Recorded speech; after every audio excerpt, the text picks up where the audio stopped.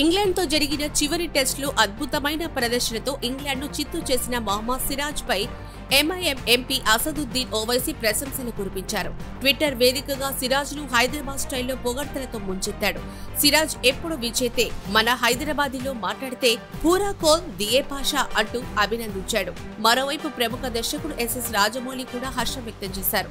భారత విజయంలో కీలక పాత్ర పోషించిన పేసర్ సిరాజ్ పై ఆయన ప్రశంసల వర్షం కురిపించారు. టెస్ట్ క్రికెట్ ఫార్మాట్ కు ఏది సాటి రాదని అభిప్రాయపడ్డారు. కీలక మ్యాచ్ లో ఏకంగా 5 వికెట్లు తీసి ఇంగ్లాండ్ గడ్డపై భారత జట్టు మరపురాని విజయం సాధించడంలో కీలక పాత్ర పోషించారు. అయితే సిరాజ్ ఆట తీరుపై తెలంగాణ డీజీపీ జితేందర్ హర్షం వ్యక్తం చేశారు.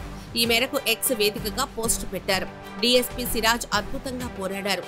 జట్టు విజయంలో కీలక పాత్ర పోషించారు. భవిష్యత్తులో జట్టు మరిన్ని విజయాలు అందించాలి. ప్రతి విజయంలో ఆయన కీలక పాత్ర పోషించాలి.